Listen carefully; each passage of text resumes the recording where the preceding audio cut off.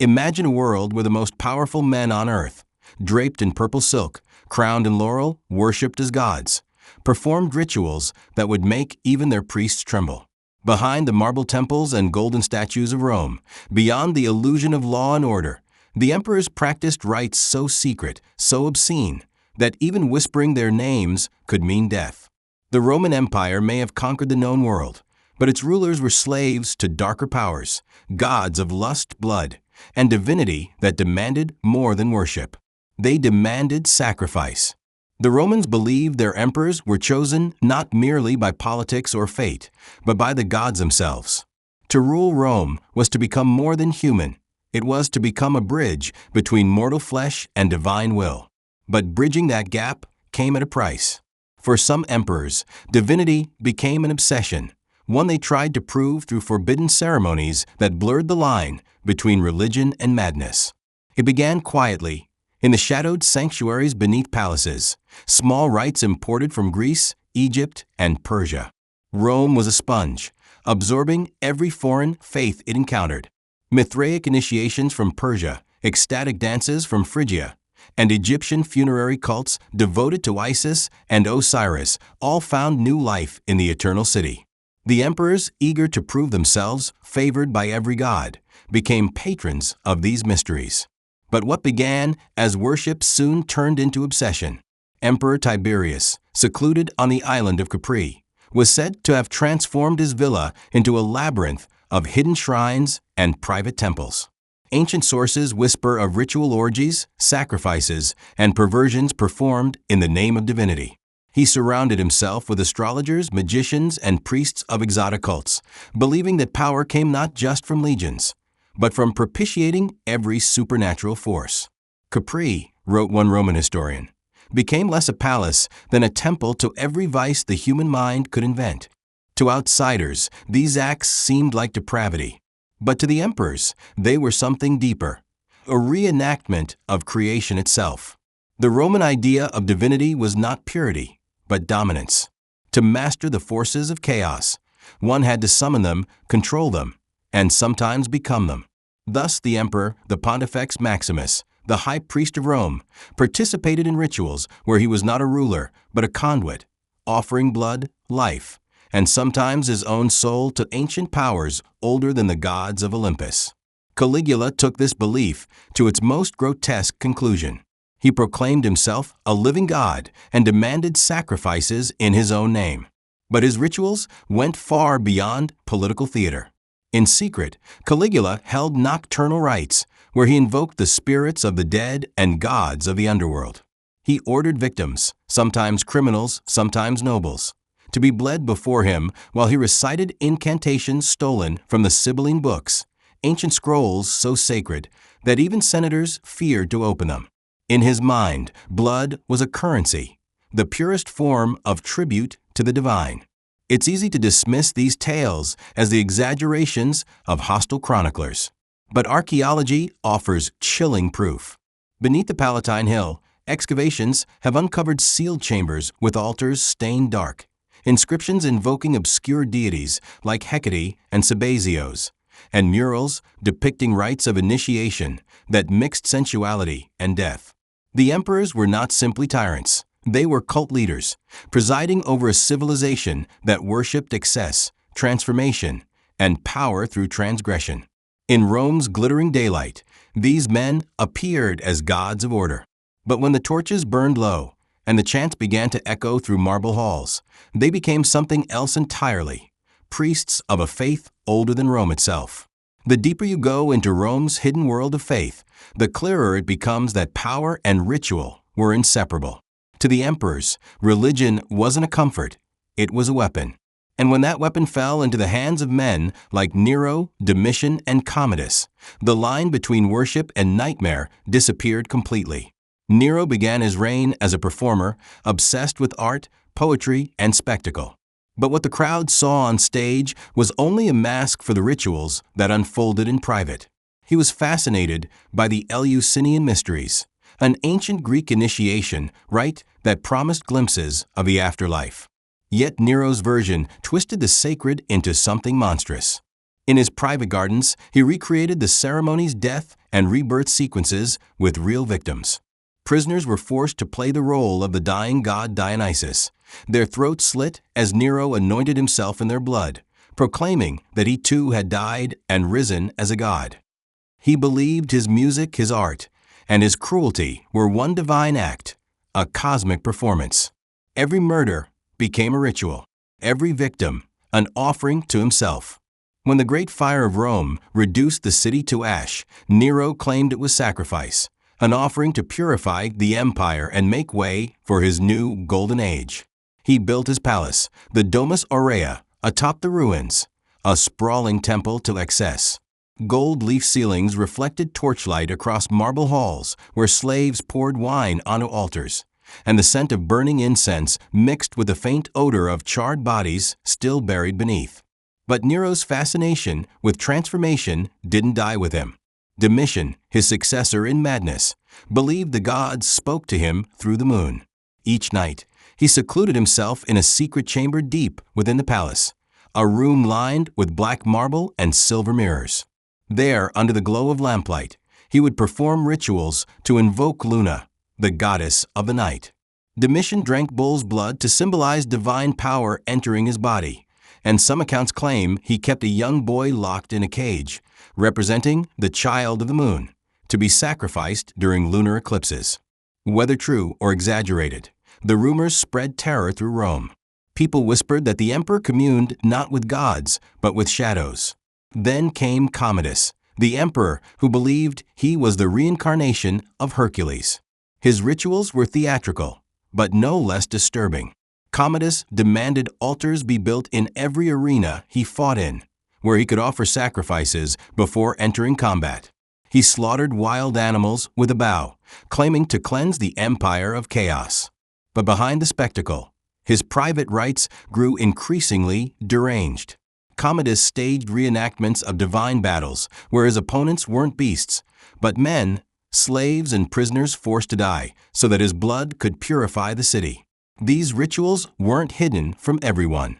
High-ranking officials, priests, and members of secret cults were often invited to witness them, bound by oaths of silence, their loyalty sealed through fear and complicity. They watched their emperor play God, and to survive, they worshipped him as one. It wasn't only cruelty that fueled these ceremonies, it was fear. The emperors lived under constant threat, from assassins, from rebellion, from their own nightmares.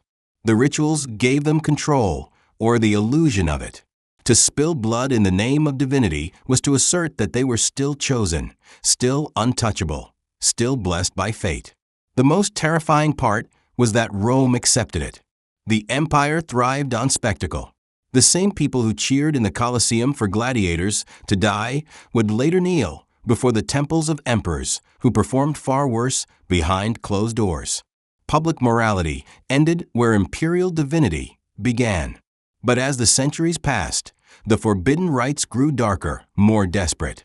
By the 2nd century, Rome's emperors were less like rulers and more like high priests of chaos, each one convinced that their own divinity could outshine death. Some sought immortality through ritual embalming, others through secret sacrifices said to involve newborns, buried alive beneath palace floors to ensure eternal rule. The more the emperors reached for godhood, the further they fell from humanity. And in the flicker of those torch-lit ceremonies, as blood met marble and incense cloaked the air, the empire itself began to rot, its foundations eaten away not by war or famine, but by the superstition of its own gods. By the height of the Roman Empire, the capital had become a crossroads of every god and every sin known to the ancient world. Within its marble temples and underground shrines, Rome worshipped everything, from the sun and stars to death itself. And the emperors, ever hungry for divine legitimacy, became addicted to the promise of these imported faiths: rebirth, power, immortality. The Eastern cults fascinated them most. They were secretive, sensual, and violent, promising divine revelation through suffering and purity through blood. They spoke of hidden gods who died and rose again, of power that could be seized through ritual pain. To a paranoid emperor surrounded by enemies, those promises were irresistible. The cult of Mithras, brought from Persia by soldiers, was one of the most influential. Its worship was hidden in underground temples called Mithraea, low, torchlit chambers carved beneath the streets, designed to resemble caves. Here, initiates reenacted the slaying of the cosmic bull, Mithras's act of creation. Blood was sacred in this ritual. It symbolized life, renewal, and divine truth. Some accounts describe initiates standing beneath a lattice floor while a bull was slaughtered above them, bathing them in its blood. They called it the Torabolium, the baptism of the strong. When emperors like Commodus and Elagabalus encountered the Mithraic rites, they saw in them not humility, but apotheosis. Commodus declared himself a priest of Mithras and performed mock sacrifices dressed in a sunburst crown, proclaiming he could ascend to the heavens. But Elagabalus, the Syrian-born boy emperor, took things to far greater extremes. Elagabalus worshipped the sun god Elagabal, the black stone deity of his native Emesa. When he arrived in Rome, he brought the cult with him, installing the meteorite idol in a golden chariot and parading it through the city, while nobles were forced to bow. His temple on the Palatine Hill was no ordinary shrine. Ancient writers claimed that its walls were lined with gold and dripping with the blood of sacrifices, bulls, goats, and sometimes humans. Each summer solstice, Elagabalus held a secret rite said to fuse the powers of sun and flesh. Naked priests danced through pools of blood, the emperor at their center, painted in crimson and gold. He called it the union of gods. To him, it wasn't depravity, it was destiny. He believed his body was the vessel through which heaven and earth became one. But beneath the mysticism lay chaos. His rituals ignored every Roman taboo, the mixing of gods, the merging of sexes, the breaking of blood laws. He was rumored to have castrated himself as an offering to his sun god and demanded others do the same. Women and men of high rank were forced to participate in rituals that mimicked divine copulation, all under threat of death. Rome called it madness. Elagabalus called it transcendence. Meanwhile, another cult spread silently through the empire, that of the goddess Cybele, the Great Mother. Her priests, the Galli, performed acts of ecstatic devotion, flagellation, dancing, and self-mutilation, believing pain opened the path to purity. In Rome, her rites took on an imperial dimension. Nobles disguised themselves as her servants, drenched in blood from animal sacrifices, proclaiming themselves reborn. Even the more civilized cult of Isis, imported from Egypt, was not immune to imperial corruption. Its original rituals symbolized resurrection, the triumph of life over death. But in the hands of emperors, it became a theater of control. Nero and Domitian both patronized Isis's temples, twisting her worship into a reflection of their own divine image. They demanded that hymns to Isis include their names, that their statues stand beside hers. The line between God and emperor vanished. By the 3rd century, Rome's religion had become a labyrinth of contradictions. The state gods of Jupiter and Mars were fading, replaced by secret initiations and forbidden rites performed under torchlight. The emperors, desperate to hold onto divine authority, abandoned reason for revelation. They wore priestly robes soaked in blood, invoked stars as witnesses, and bound their thrones with spells. But behind the incense and chanting, the empire was collapsing. The same emperors who sought immortality through ritual were dying violently, stabbed by guards, poisoned by wives, torn apart by mobs. It was as if the gods themselves were exacting payment for centuries of blasphemy. Rome's divine rulers, who had once stood as gods among men, were being sacrificed to the very faiths they had tried to command. In those final centuries, the rituals became darker still, no longer celebrations of life, but desperate attempts to stave off death. And as Rome burned and bled, the emperors kept performing their ceremonies, praying not to be remembered as tyrants, but as gods. If blood sacrifice was the gateway to divinity, necromancy was its forbidden heart. By the final centuries of the Roman Empire, emperors had stopped looking to the heavens for their power. They looked instead to the underworld. In the silence of the night, behind locked palace doors, the rulers of Rome began to summon the dead. Necromancy wasn't new to Roman belief. The oldest legends spoke of witches who could raise spirits from their graves, of priests who communed with ancestors for guidance. But when emperors began to practice it, the rituals grew monstrous. They weren't seeking wisdom or communion. They sought domination over death itself. Emperor Nero, obsessed with omens and curses, surrounded himself with magi from Egypt and Babylon. They promised him visions of the future through nigromantia, the art of speaking to shadows. In secret chambers lined with obsidian and bronze mirrors, Nero's priests would carve names of the dead into wax figures and burn them in oil. As smoke filled the air, the emperor would kneel before a corpse freshly exhumed from the catacombs, whispering questions to it.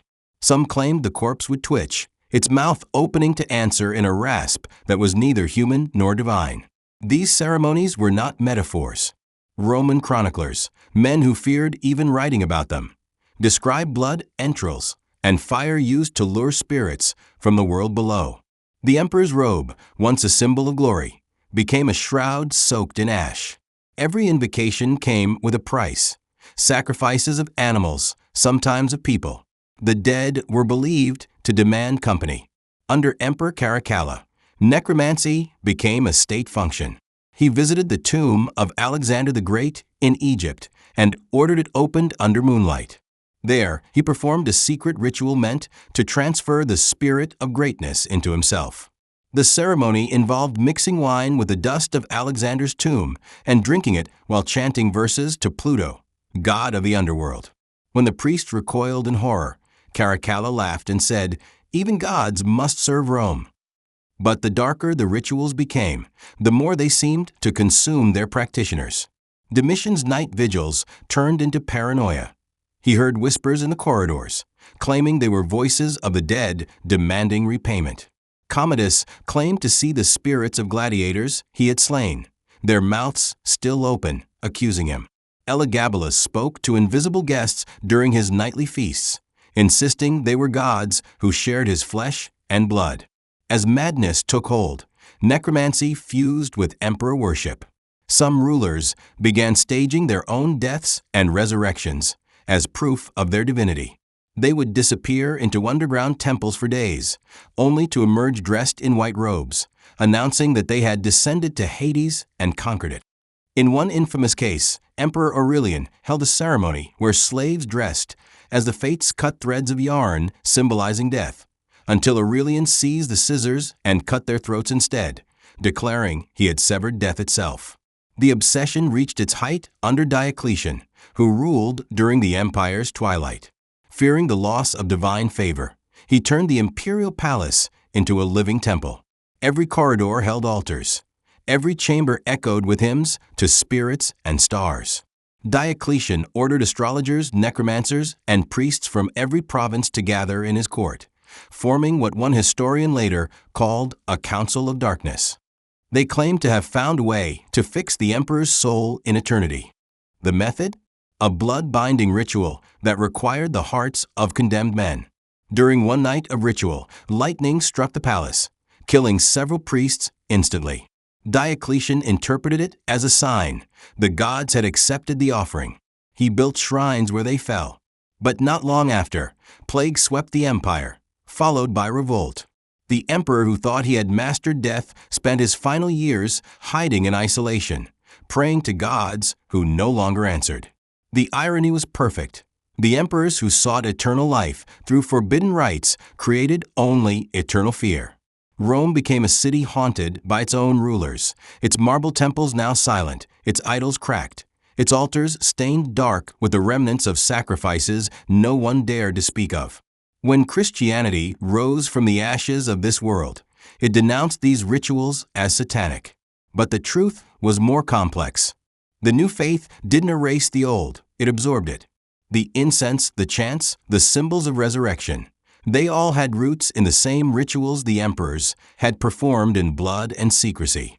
The difference was no longer the gods, but the narrative. What was once called blasphemy became divine mystery. What had been condemned as necromancy was reborn as miracle. And thus, the forbidden rites of Rome didn't die. They simply changed their names. By the end of Rome's long and blood-soaked reign, the empire had become a ghost of itself, an endless ritual with no gods left to hear it. What began as ceremony had curdled into obsession, and what began as faith had become a sickness spreading through every emperor's mind. The same men who once ruled the known world were now prisoners of their own superstitions, clawing at the veil between life and death, desperate to convince themselves they were divine. The final centuries of imperial Rome were less about conquest and more about preservation of power, of legacy, of a soul that refused to accept mortality. The forbidden rituals that had once been whispered in secret chambers now seeped into every corner of the state. Priests and politicians used omens and blood rites to justify assassinations. Generals carried idols into battle, not for courage, but as tools of magic. Even the Senate performed animal sacrifices to predict the outcome of imperial decisions. Rome's fate was being divined in entrails rather than decreed by law. By the 4th century, the rituals had turned cannibalistic in spirit. Emperors didn't just want to speak with the dead, they wanted to become gods through consumption. Some historians claim that under Emperor Julian, known as the Apostate, ceremonies were held in which the emperor tasted the blood of sacrificial animals mixed with honey and wine, believing it carried the divine essence of the gods. He sought not to abandon reason, but to restore what he called the sacred science of the ancients. But even his version of faith was a doomed resurrection of a corpse that could no longer walk. Rome was rotting from within. The same city that had once built aqueducts, amphitheaters, and empires was now filling its underground catacombs with skulls and burned offerings, seeking divine approval through suffering. The streets that once echoed with triumphal processions were now filled with chants, incense smoke, and funeral torches. Every emperor believed his rituals would restore divine favor. None succeeded. Then came Constantine. His conversion to Christianity is remembered as the moment light triumphed over darkness. But that narrative ignores the truth. Constantine didn't end the rituals. He repackaged them. The cross replaced the sun disk. The incense remained the same. The temples of Jupiter became churches, their altars rebranded as holy. The chants and prayers that once called on forgotten gods were rewritten with new names. The empire had merely changed costumes. The rituals of divinity endured, cleansed by language, but not by meaning. And beneath the marble floors of Rome's new holy sites, the bones of its blasphemies remained buried. Archaeologists have found traces of these older shrines beneath Christian basilicas, blood-stained altars, charred bones, carvings of stars and serpents that once guided the hands of emperors. The Vatican itself was built over the necropolis of ancient Rome, a literal city of the dead. It was as if the empire wanted to hide its own corpse beneath the foundations of its salvation. But even as faith transformed, the hunger for immortality did not. The idea that a man could become divine, that power could conquer death, never truly died. It resurfaced in the coronations of medieval kings, in the papal rituals that claimed to hold the keys to heaven, in every crown that gleamed beneath a halo of incense. The blood was gone, but the symbolism remained. The forbidden had simply become tradition. When we look at Rome's emperors today, we see their ruins, statues, coins, crumbling walls, but not their ghosts. Yet they are still here, in every ritual that blends faith and authority, every ceremony that crowns a man as something greater than mortal. The forbidden rites of Rome never ended. They evolved, becoming quieter, cleaner, and far more dangerous. Because the lesson of Rome is this: once a man convinces himself that the divine speaks only through him, every act becomes sacred, no matter how horrific. Nero burned his city and called it purification. Elagabalus drowned his empire in blood and called it devotion. Diocletian sealed his court with sacrifice and called it eternity. And in each case, the people believed, because it is easier to worship a monster who promises salvation than to face the silence of a God who does not answer. When the empire finally fell, buried beneath the weight of its own madness, the temples were silent, but the question remained: How much of Rome's divine corruption survived in the faiths that followed? How much of its darkness lives on in our rituals, our hierarchies, our unshakable hunger to control death? Perhaps the true legacy of the Roman emperors wasn't conquest or civilization. It was the belief that holiness could be manufactured through ritual, that power and purity were one and the same. A belief that echoes still, whispered through cathedrals, coronations, and the faint scent of incense that hides the memory of blood. And so, the empire never truly ended. It simply traded its altars of stone for marble churches, its golden idols for sacred relics, and its living gods for saints. The names changed, but the rituals remained. Because deep down, humanity still worships the same truth that consumed Rome, that to escape death, one must first become something less than human.